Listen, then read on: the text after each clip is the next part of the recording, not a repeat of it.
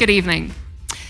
Guaranteed, everybody in this room has an opinion on baby names. Now, you might not think that you do. Might not be something you've ever thought about before. But if I were to tell you that Kim Kardashian West and Kanye West named their children North West, Chicago West, and Saint West, I now know that all of you have immediately formed an opinion, for better or for worse. Now, there's a reason for that. Names are important. Names are signifiers. We assign value to names. And that's what I kind of want to talk about tonight. My name is Eleanor Turner, and for the better part of the last decade, I have dedicated a not insignificant portion of my life to the advancement of better baby names. I'm the author of about 18 or so books, published both here in the US and in the United Kingdom. The accent might have given that away a little. And I've also contributed to about a dozen or so articles on this topic. So it's something pretty close to my heart. And I've learned in the course of my research for writing these books some tips and some tricks on things that I think are important when considering what to name a new human being. So if you will, bear with me. Imagine a baby, maybe a new crawler, an early walker, something like that. And they are located at the top of a very tall, very steep staircase. And at the bottom of this staircase is some kind of bright, shiny object that they really want. Maybe it's a new ball or a toy, carving knife, lit candle, mum's cell phone, something like that. And in order to access this bright, shiny object, they need to navigate down the tall, steep staircase. And some helpful person has installed a series of baby gates to help guide them safely down the stairs to their destination. In this scenario, you are the baby. The bright, shiny object at the bottom of the stairs is the baby name that you have in mind for your hypothetical new, bright, shiny baby. And I am the helpful person that has installed this series of baby gates in the form of a series of questions to try and help guide you through this process to access the best baby name that we can get. So let's get started. Gate 1. Can you pronounce it just by looking at it? Thank you, I appreciate that applause. So this one I think is pretty important. And when we talk about this, I'm not talking about non-English names. I'm not talking about cultural names. Names that pass muster in other languages, in other cultures, in other countries, those are fine. I have no issue with those. The ones that I have a small issue with are the ones that are traditional, but we've kind of shoehorned in extra letters and syllables and consonants to form something completely unpronounceable. So we take a nice standard name like Jonathan and we turn it into something that will no longer fit on a passport application form. Or we have something like Paisley. Cute name, hard to mess it up.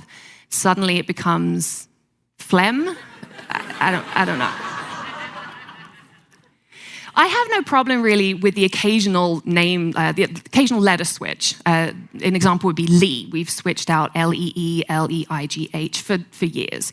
I'm talking about those attempts to really change every single letter. Now, if you're tempted to do this with your hypothetical baby, I'm going to suggest something nice and simple, like Sam. Now, the problem we have here is that we can't actually tell how much of a problem this is. We all know someone who's got a hard-to-pronounce name, but we don't know how difficult a process this is. We don't know how many instances of this happening there really are. And the reason for that is that the Social Security Administration is the agency responsible for tracking baby names in this country. Now, every year they publish a data set. You can go online, you can find it. It's on ssa.gov. And every year, this data set contains every single baby name registered in this country with 5 or more registrations. They don't do any fewer than that for privacy concerns. But that means that the really wacky names, the ones that are completely unpronounceable, they don't get recorded in the data set because chances are there's only one child in the country who was given that name in any given year. Now, it's also frustrating for researchers like me who find it difficult to verify those urban legend names. You've all heard of Lemangelo and Orangelo, and you're all nodding, so I know you've heard of this.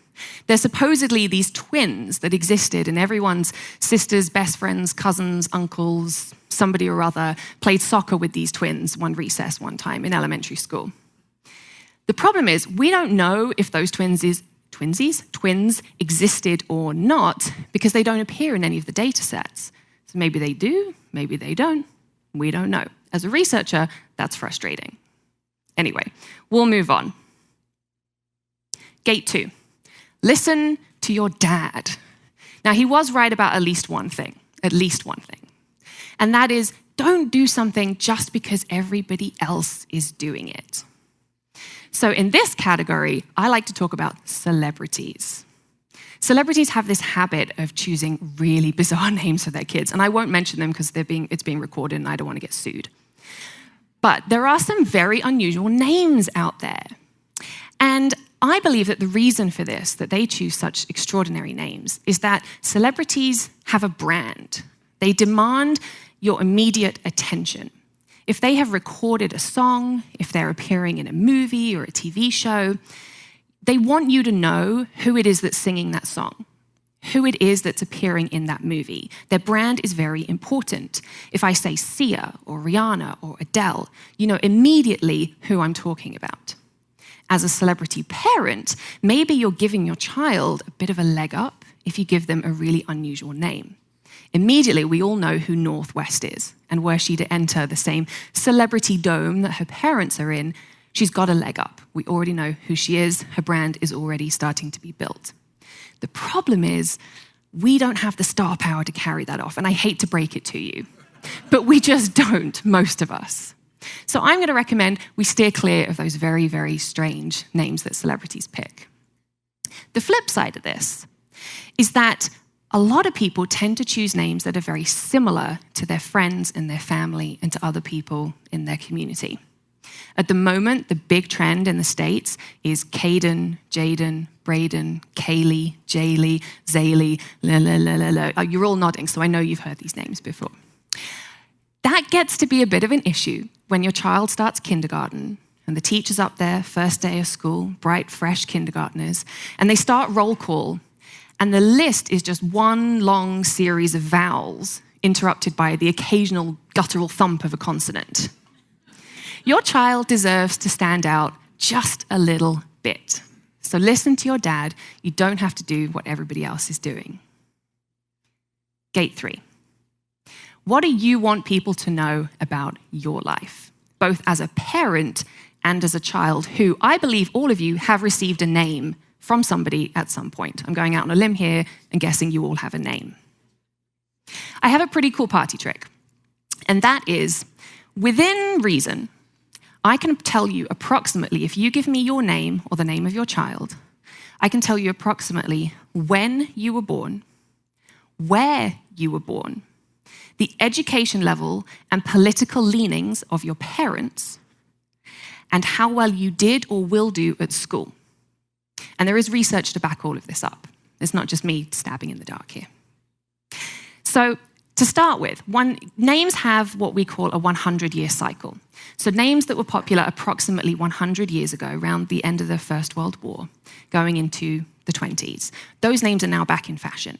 It tends to be cyclical. Names that were very popular around 50, 60 years ago are deeply unpopular, so I apologize to that generation. But it comes in waves. There's a theory maybe that adding grandma's name to your kid will kind of help with the will situation. But I believe it's more to do with if you hear your parents' names and their friends throughout your life, you hear those names again and again and again, it's not cool anymore. You know so many people called Jessica, Samantha, Jennifer, Mary, that you're a lot less likely to pick it for your own children. So approximately, I can tell you now roughly which generation you were born into. going on to where you were born. Pop culture tends to move from the US into the UK, Europe, and beyond, right? We've got the Hollywood wheel that's turning. We've got a lot of music, we've got a lot of movies, a lot of pop culture that moves that way across the world. Baby names goes the other way. I'm going to take credit for it because I'm from the UK. Why not? You don't know. Why not? It goes the other direction. So I told you earlier I write baby name books for both the US and the UK market. And what I have realized recently is that names that were popular about 7 to 10 years ago in the UK are now becoming popular here in the US. The current trend is for giving your child a traditional name, such as Alfred, Charles, Eleanor, but instead you're registering what used to be the nickname as their formal name. So instead of Alfred, we have children called Alfie. We have Charlie, we have Ellie, we have Harry. Those are the names that are currently popular here, and they were popular a number of years ago in the UK. In the United States, if you have a hyphenated name, chances are you were born in one of the southern states. And if you have a very old-fashioned name, it's more likely you were born either on the far west coast or the upper east coast. So now I can tell you approximately where you were born. Parents who have achieved high levels of education, so we're talking about PhDs, master's degrees, things like that, they tend to give their children very traditional names too, even medieval names, Tudor names, names like Matilda, Jasper, names like that. Parents who have not achieved the same education levels tend to create their own names. They come up with their own original names, or they choose names and change them up quite differently. So I can tell you approximately the education level of your parents, depending on your name. Parents who vote Republican tend to pick names that are harsher sounding, so Brock, Doug, names like that. And parents who are more liberal leaning choose softer sounding names. Isn't that amazing? Names like Bailey, Danielle, soft, gentle names. So now I know the political leanings of your parents as well. And finally, there was a study done a couple of years ago in the United Kingdom that asked teachers to rank names by naughtiness and how they thought that children would behave in school or how successful they would be in school. And then they followed those names and they did a study later on to see if the teachers were right, and they were.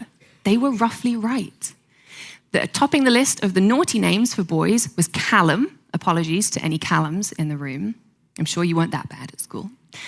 And topping the high achievers for the girls was Elizabeth or Beth. So now if you tell me your name, I can tell you approximately when you were born, where you were born, the education level and political leanings of your parents, and approximately how well you did or will do in school. And I think that's a pretty cool party trick. Gate 4. Can the name that you have chosen send you to jail?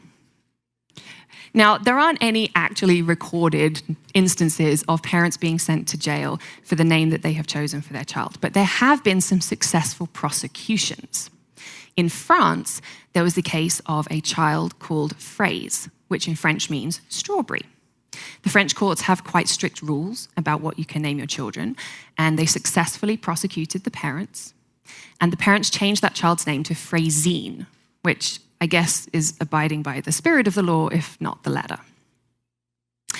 So in Iceland, we have a case currently of, she's a teenager now, she's 15, 16 years old. She was given a boy's name when she was born. Iceland, again, very strict naming culture there. You cannot give a boy a girl's name and vice versa. So currently, this teenager and her parents, even after all this time, are going through the courts to fight that. Other instances of banned names across the world are the @ symbol in China, the translation of smelly head in Malaysia, and a couple of others that we can talk about later. Here in the US, we have quite liberal naming laws. As long as the name isn't deemed offensive, you can pretty much name your child anything you want.